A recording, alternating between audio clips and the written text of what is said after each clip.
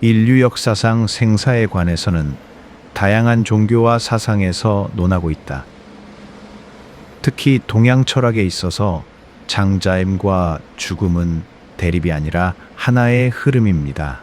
그는 죽음을 비극이나 단절로 보지 않았습니다. 오히려 자연의 변화 과정으로 이해했습니다. 생과 사는 변화일 뿐이다. 장자는 이렇게 말합니다. 만물은 끊임없이 변화한다. 태어남은 어디선가 모여 형체를 이룬 것이고 죽음은 다시 흩어지는 것일 뿐입니다. 봄이 오고 여름이 가듯 낮이 지나 밤이 오듯 삶과 죽음도 자연의 순환입니다.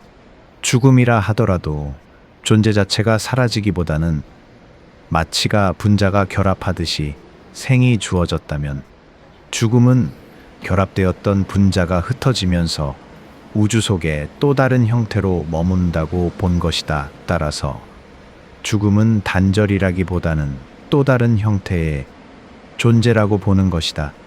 그러므로 죽음을 슬퍼할 이유가 없다는 결론에 다다른다. 아내의 죽음 앞에서 노래하다. 해장전에 나오는 유명한 이야기입니다. 장자의 아내가 죽었을 때 친구 해자가 조문을 왔습니다. 그런데 장자는 통곡하지 않고 북을 두드리며 노래하고 있었습니다. 해자가 놀라 묻자 장자는 이렇게 말합니다. 처음에는 나도 슬펐다.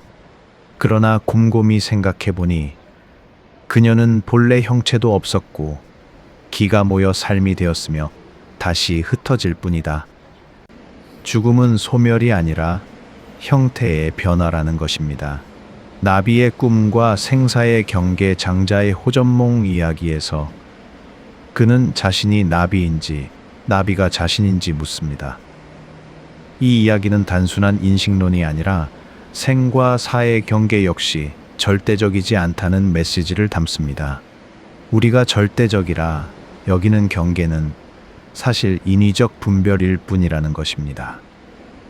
장자의 핵심 관점 죽음을 두려워하지 말라. 자연의 질서 속 한 과정이다. 삶에 집착하지 말라. 삶에 집착할수록 죽음이 두려워진다. 분별을 내려놓아라.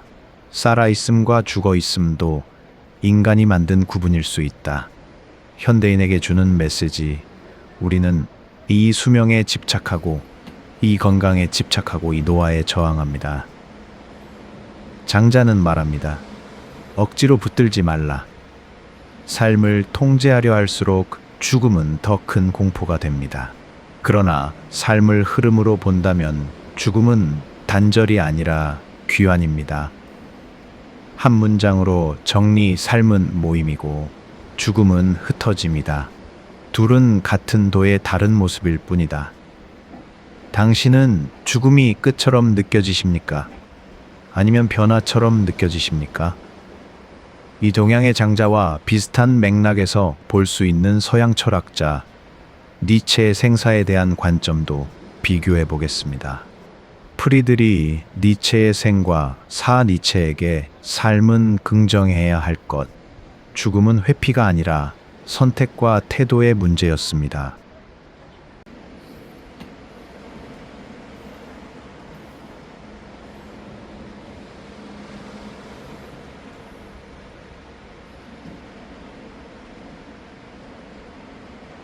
그는 장자처럼 자연의 흐름을 말하지도 않았고 불교처럼 집착을 내려놓으라고도 하지 않았습니다. 그는 묻습니다. 당신은 이 삶을 다시 한번 살 의지가 있는가? 일생, 운명을 사랑하라. 아모르파치. 니체는 말합니다. 운명을 사랑하라. 좋은 일만이 아니라 고통, 실패, 병, 좌절까지 포함해 그대로의 삶을 긍정하라는 것입니다. 우차라투스트라는 이렇게 말에 따라서 인간을 극복되어야 할 존재라고 말합니다. 삶은 안정이 아니라 끊임없는 자기 초월의 과정입니다. 고통은 제거 대상이 아니라 성장의 재료, 실패는 패배가 아니라 단련, 인생은 안전이 아니라 도전이, 영원 회귀. 삶을 시험하는 사상, 니체의 가장 강렬한 질문은 이것입니다. 지금의 이 삶이 영원히 반복된다면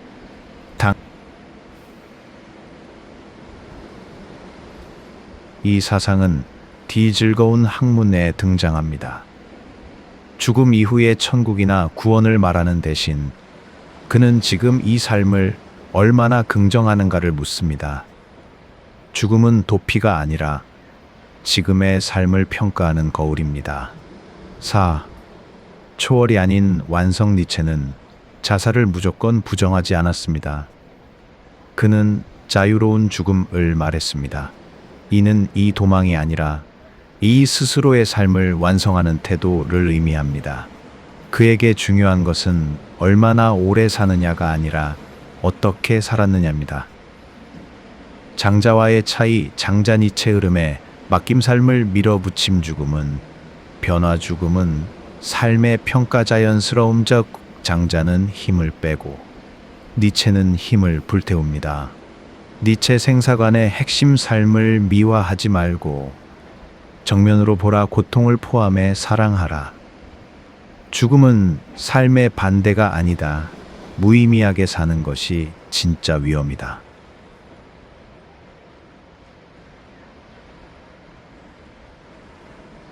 니체의 생사관 중에서 위버맨시에 대해 좀 더 알아보고자 한다.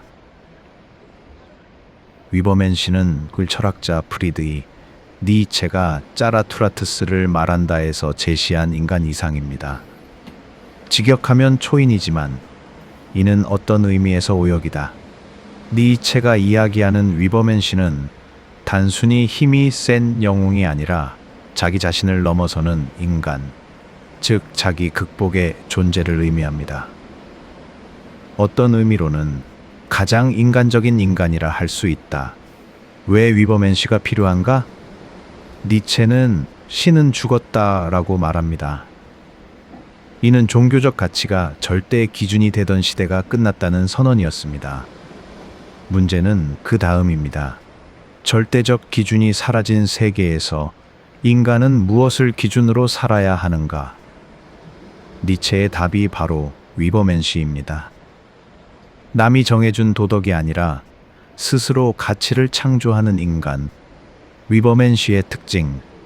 자기 극복. 어제의 나를 넘어서려는 끊임없는 노력. 가치 창조자이다. 니체는 인간 정신의 변화를 3단계로 설명합니다. 낙타, 사자, 아이. 그중 첫 번째 단계가 바로 낙타입니다. 낙타란 무엇인가? 낙타는 짐을 지는 존재입니다. 사막에서 묵묵히 무거운 짐을 견디며 걸어갑니다. 니체에게서 낙타는 이런 인간을 상징합니다. 그래, 내가 짊어지겠다 라고 말하는 사람 후 책임, 도덕, 전통을 받아들이는 사람, 고통을 참고 인내하는 사람, 너는 해야 한다는 명령을 따르는 존재. 복종과 인내의 정신입니다. 왜 낙타가 필요한가? 니체는 낙타를 부정하지 않습니다. 오히려 성숙의 출발점 봅니다. 왜냐하면 무게를 견뎌본 사람만이 사막 고독으로 들어갈 힘이 있기 때문입니다. 낙타는 스스로 묻습니다.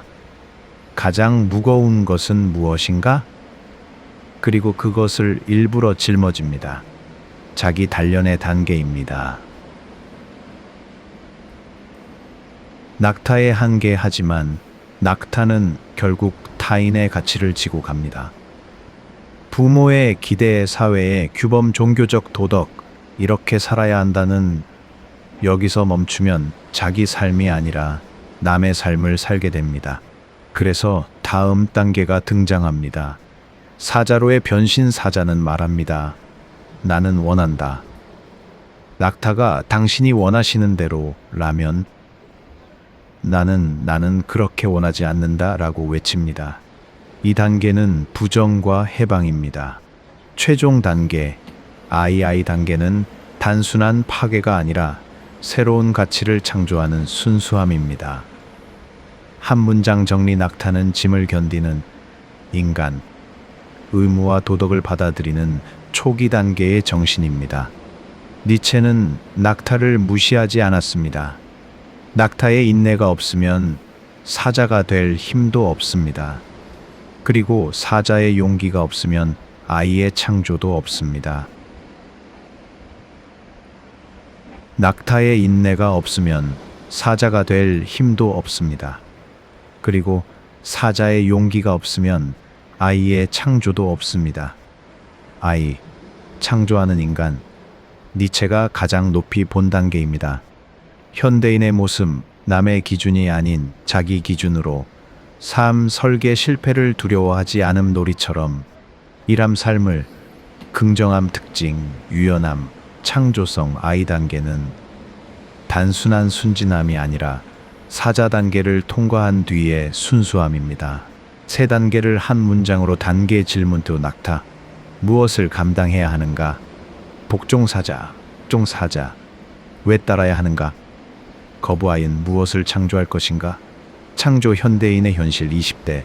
낙타 삼지맘사속대. 사자, 위기와 질문 50대 이후 아이가 될 기회. 나이는 중요하지 않습니다. 마음의 단계이기 때문입니다. 장자의 생사관에서 니체의 인간의 삶과 죽음에 관한 고찰까지 동서양의 철학 이야기를 들려드렸습니다.